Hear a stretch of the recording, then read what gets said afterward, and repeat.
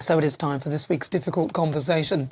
Influencer Oli London. Now, he is in the process of detransitioning back to a man after spending 6 months as a transgender female. He underwent 11 surgeries in one day to make his features more feminine. And Oli says that he was bullied growing up, which influenced his decision to transition. He's now admitted that he regrets his choice and has claimed that the woke culture is negatively impacting upon those who deemed vulnerable in society, causing them to make these kind of decisions. The actor and singer is in the process of releasing a memoir entitled Detransition, detailing his plights from marrying and divorcing a cardboard cutout of a Korean pop star to self-identifying as a Korean woman. With his book, he now hopes to warn others about the dangers of transitioning. And I'm pleased to say that Oli joins me live in the studio. Oli, come on, Oli, talk to me about marrying a cardboard cutout. What the hell were you doing? You know, people took that so seriously. Did it was they? Just a bit of fun. It was a joke. You know, people. So it was a joke? It was a joke. People took it so seriously. I wasn't actually married to a cardboard cutout. It was just, you know, I was having fun. I was in Vegas. I was drunk, and I was like, why not?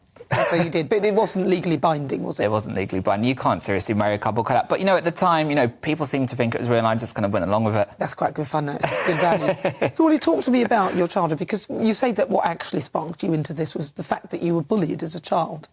Yeah, so there was the bullying aspect. So as a teen, I always used to get bullied about the way I looked. And as a kid, I did used to play with Barbie dolls. You know, I didn't used to do traditional boy things. So I didn't used to play football or rugby. I was more interested in Barbie dolls and even dressing up in girls' costumes and stuff. So I always questioned my identity. People, when I was at school, used to say, you know, I was ugly or I didn't look very good or I was more feminine. So that really affected my self-confidence, and it led me on this journey to kind of try to change the way I looked and change my identity. So your appearance, this isn't the only sort of... When did you start deciding to change your appearance? And what was... Because often there's a trigger point when somebody sort of goes, oh, I'm really upset, somebody said something or something happens, and then you do something.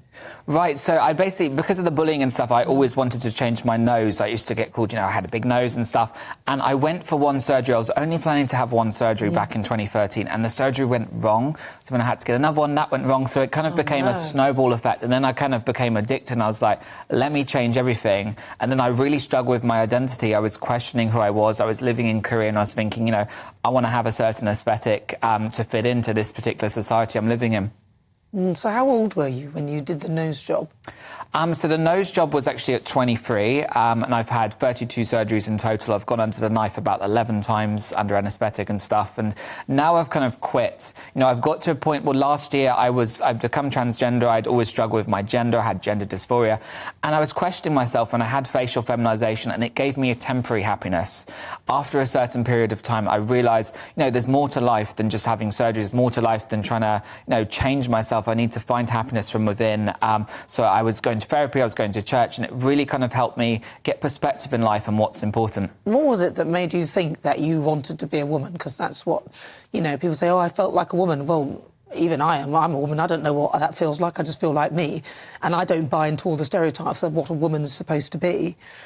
What was it that made you feel that you wanted to change your gender? Well, it was, you know, I got to a point where I'd had surgery and I still wasn't happy. And then I used to look back at my childhood and think, OK, as a kid, I used to like playing dress up with the girls' clothes in the costume box that I had at my house and stuff. And I always used to think I was more feminine, think I was more girly, and people would always say I was more girly. So that was really reflecting my mind. And I'd got to a point where I'd done all these surgeries, I wasn't happy, and I was thinking, this is what I'm missing. It must be because, you know, I'm meant to be transgender. You know, everyone says I would look better as a woman. I, you know, feel better as a woman and stuff. So I've got to a point where I was like, you know, maybe that's what I'm missing in life. And it wasn't So what were the checks and balances for you when you went to you know, did you have a psychiatrist there? And what was there for you to support you in your decision?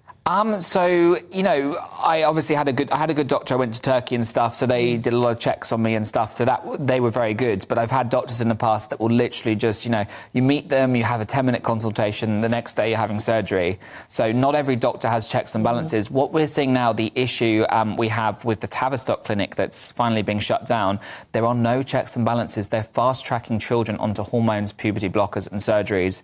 And that's the real harm, you know. They're often misdiagnosing kids, you know, that might have an eating disorder, they might have body dysmorphia. They're misdiagnosing them, fast-tracking them onto this kind of process of transition. And it's really harmful, and there's no long-term research to see the effects this is having on children's bodies. So when you hear, obviously Nicola Sturgeon's gender reform bill, which was obviously the end of her, which it should have been because it was the most ridiculous thing that I've ever heard. When you hear people, the sort of language turning into this direction, I mean, you've got the likes of Sam Smith going with they, and you've got people who say, I now identify as a woman, and getting on the path of surgery and things like that. What is your thought of what's going on? Well, firstly, it's very disrespectful to women what's going on right now. I mean, look at what Nicola Sturgeon was doing. She caused so much harm to women. Women shouldn't have to be in fear of going to the toilet, or going to a changing room. They should feel comfortable, they should feel safe. So the fact that Nicola was pushing those rules, and then we had transgender people in women's prisons, and these were very violent criminals, they'd committed some terrible crimes and stuff. So we shouldn't be putting women at risk. We also shouldn't be, indoctrinating children. We see in some schools they're teaching about gender or sex education to, kids that are 6 to 10 years old and stuff, and they're kind of targeting them. And I've just got back from America, and the problem is a lot more severe there, kind of like in Scotland. So many schools are pushing this on kids, and if you dare to question it, you're labelled transphobic. So that Nicola Sturgeon was trying to use the argument that people are transphobic for criticising her, but really most of those people were concerned women, worried about their safety, also worried about children being pressurised to transition when, they maybe wouldn't have thought about that otherwise. Well, I mean, some schools are pushing a sort of level of this ideology and going along with it, and they are in parts of Scotland. So I have actually read about the sort of ideology that is sort of asking children about what gender they are, giving them questionnaires as early as 8 and so, and saying which gender, and then giving them 4 options, which hasn't been agreed by the parents. I know a lot of parents weren't happy about that, as a lot weren't happy with Nicola Sturgeon with her thoughts. But what do you think about this? Because I know that you were interviewed by Tucker Carlson, and you've also been talking to, it was at the Senate that you were talking to the Americans, because they were planning to do something similar to what Nicola Sturgeon was doing, which is actually removing the need for any medical diagnosis. Right, what they were doing was actually worse. So it was in the state of Washington, so I spoke before the Senate. In a hearing, they were trying to pass a bill that would remove parental consent for medically transitioning children. But not just that, these were specific children that were either runaways or in the foster care system or in the shelter system. So they were extremely vulnerable kids. And they were trying to give these kids the power to make the decision to, change their gender and medically transition, and without the parents even knowing. And that's really, really bad. And now we're starting to see thousands and thousands of teens have detransition regrets. They've been put on hormones, they've had surgeries, and it's just heartbreaking. And, I wrote about all of this in my new book, discussing all these issues that we're having across the world, and, how wokeness has really become so toxic that we can't even question a child being medically transitioned or mutilated now. So how far have you gone in your detransitioning? How far did you go, and now how far are you coming back? Well, luckily I didn't take hormones or anything like that, but I did have facial feminization and stuff. And, the first step for me, I cut all my hair off and stuff. I'd been going to the gym, working out, and really I think a lot of it's in the mind. If you try to have a healthy mind and stuff and think positive. So I'm going to church, I've been writing, which is kind of a form of therapy, writing about my life and writing about these issues because, I want to help people. I've got an insight into this world, how it feels to go through this. And I want to warn parents, just because a girl might be a tomboy, it doesn't mean that that child should be put on harmful testosterone or estrogen. We shouldn't be doing that. So, this wokeness has kind of caused the problem in the sense that we can't even call these things out anymore.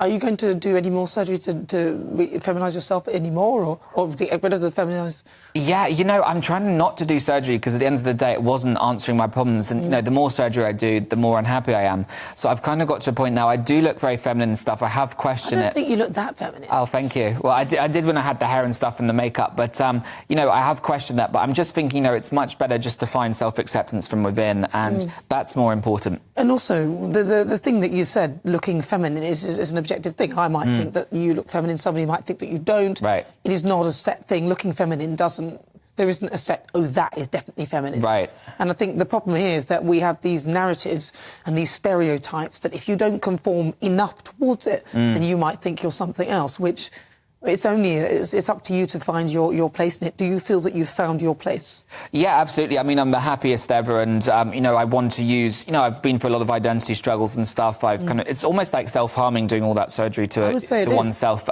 So I've come out of that now, and I want to use that experience to help people because we really are in a crisis right now. I mean, look at Scotland when they had men in women's prisons. That is insane. And then when women dare to question it, like J.K. Rowling, they're immediately cancelled. So, you know, I feel like we need more voices speaking out, and, you know, my book's covering all of these issues and what parents can do, what's happening to children right now, because we're seeing a dramatic increase. You know, of course, we had trans people in the 80s and the 50s, there are examples, but, you know, we're seeing this sharp increase in the last kind of 10 years, especially since COVID. And I think social media has a big responsibility. When you go on TikTok, you see so many people, you know, these TikTok influencers that are men, and they're promoting tampons, and they're mocking women, they're doing stereotypes of women. And, you know, that it's offensive to women, but it's also harmful to the people that consume those videos every single day, because they start to believe that that behaviour is totally normal and they can be like that person as well. What do you think the government should be doing about this, though? Because, you know, we are now... You have to be careful. If you say anything, there's a sort of a backlash towards you or something. I mean, I'm not afraid of it. I don't care. I know what I think. And I think a man is a man, a woman is a woman. If you want to try and change genders in terms of the physical, the actual anatomy, that's you can change the look of it, but you're not going to change the physiology. So I completely agree. And I love the fact you're so outspoken. You know, I've seen your monologues online talking about what it is to be a woman. And, you know, we shouldn't even be questioning the definition of women. It's plain and simple. You're a biological woman. If you want to change yourself, have some surgery and stuff, do it as an adult. That's on you, but, you know, please don't take away the rights of other people, you know, the rights of women, or, you know, what we're seeing now is so many children being, like you said, being taught gender and pronouns and sex education in school, which is just so wrong. Well, I don't think it's the school's place to be doing that at all. I think stick with the facts, teach them English, French and all the things they're meant to do, teach them that well. Not gender. Not gender. They're going to work it out for themselves in time. Well, Oli, listen, so the book is called, talk to me very briefly about the book and where people can get hold of it. So the book is called Detransition. I've just got back from America. I was doing a book tour there and stuff, and it's on Amazon. It's Detransition by Oli London. It's on Amazon. It's on Simon & Schuster, Barnes & Nobles. And the book, it goes through my struggle, but it's more of a broad perspective on what's going on in society now with woke ideology, with children being indoctrinated, and how we can find a solution to this problem. And, you know, how we can love and support children while, you know, without having to kind of medically transition them. You know, a parent can love their child even if they're a tomboy, but, you know, don't resort to medically transitioning them. Well, listen, if people want to find out more about that, they need to get hold of that book, Oli London. Thank you so much. Thanks, Nana. I appreciate it. For giving your time and explaining that. Thank you very much. That's Oli London. He's a social media influencer and has his book out, Detransition. Well, this is a statement on trans equality from Stonewall, the LGBT organisation. Everyone has the right to be themselves without fear. It will take time to secure better recognition for trans people, but by increasing understanding in our communities, informing and inspiring politicians, and raising the visibility of trans people's stories, we can achieve vital gains and pave the way for trans equality.